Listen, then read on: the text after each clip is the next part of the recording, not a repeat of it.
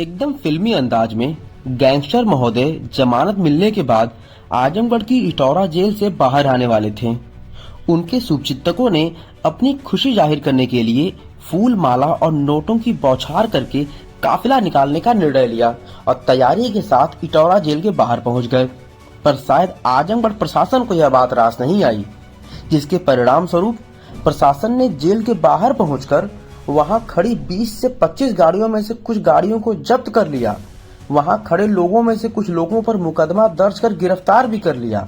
साथ ही जमानत पर रिहा होकर हिस्ट्री सीटर महोदय जैसे ही जेल से बाहर आए, उन्हें दोबारा गिरफ्तार कर लिया गया। आइए सुनते हैं पुलिस अधीक्षक ने महोदय ने इस पूरे मामले पर क्या कहा है। देखिए, कल थाना सिधारी के अंतर्गत चौकी इटौरा पड़ती है, जिसके अंतर्गत हमारी डिस्ट्रिक्ट की जेल भी स्थित है। वहाँ से ये सूचना प्राप्त हुई कि एक अपराधी है जो अमरजीत यादव, थाना महाराजगंज का हिस्ट्री शीटर भी है। उसके ऊपर 29 से 30 मुकदमे दर्ज हैं, जिसकी गैंगस्टर के केस में जमानत हुई है।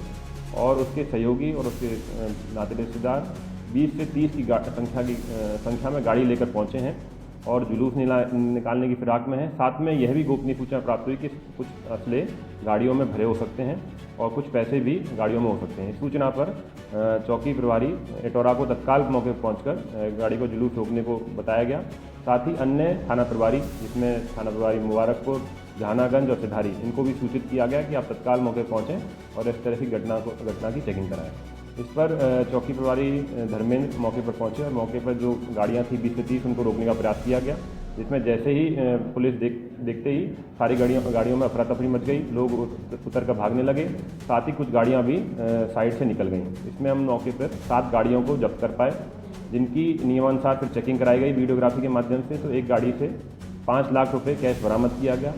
एक गाड़ी से मालाएँ और मिठाइयाँ, जो शायद उनके जमानत होने की खुशी में बंटनी थी लोगों में, वो भी बरामद की गई। साथ ही इनमें अमरजीत यादव को इसी विजय जुलूस निकालने के लिए और चौकी प्रभारी के साथ, जब चौकी प्रभारी ने उनको रोकने का प्रयास किया तो उन्होंने उसके साथ धक्का मुक्की की, जिसमें उनको गिरफ्तार किया गया है। बाकी सभी गाड़ियों को 207 MB एक्ट में सीज कर लिया गया है। आज उनकी रिमांड के लिए न्यायालय में प्रस्तुत किया जा रहा है। न्यायालय से रिमांड प्राप्त कर उनको जेल भेजा जाएगा और इस तरह के किसी भी जुलूस को जो अपराधी संबंधित हैं उसको किसी दशा में सहस नहीं किया जाएगा और आगे भी इस तरह की कार्रवाई की जाएगी।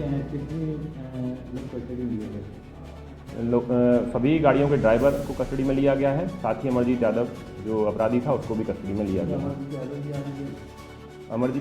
माननीय न्यायालय में रिमांड के लिए आवेदन किया गया है, जिनकी भी रिमांड कोर्ट द्वारा स्वीकृत की जाएगी, उनको जेल भेजा जाएगा। शेष व्यक्तियों के विरुद्ध अन्य कार्रवाई की जाएगी। गाड़ियों पे जो सपा था और भाजपा का झंडा लगा हुआ था, जिसमें अमरजीत बैठा हुआ था, उसमें भी भाजपा का झंडा लगा हुआ था। देखिए, उसकी हम लोग आगे चेकिंग कराएंगे कि किस तरह से गाड़ियाँ किसकी थी। हमने गाड़ियों के रजिस्ट्रेशन के लिए भी RTO से संबंधित से पत्राचार किया है। किसकी गाड़ियाँ थी और किस पार्टी संबंधित है, वो सब हम लोग जांच का विषय है। वो हम लोग उनके ऊपर लगभग 29 मुकदमे दर्ज हैं।